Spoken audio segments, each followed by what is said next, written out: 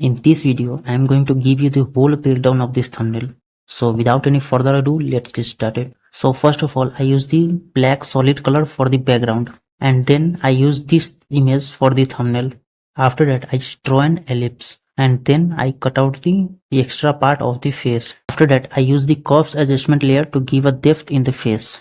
After that, I paint the ellipse with the grey color to give it a look like hollow brain. After that, I use the brain PNG and remove the extra part by using solid brush. After that, I use curves adjustment layer and hue and saturation to give it a more realistic look. And then I give shadow to the brain by just using a smooth brush tool and paint over it. And then I use solid blue color and just decrease its opacity and flow to give it a digital look. And then I use artificial blue colored eyes. And then I use blue colored rays to show overpowered brain, and then I give blue glow in the background. At last I use the text infinite idea and give it a glow by using a smooth brush tool. And at last I applied camera raw filter, and this is the final result.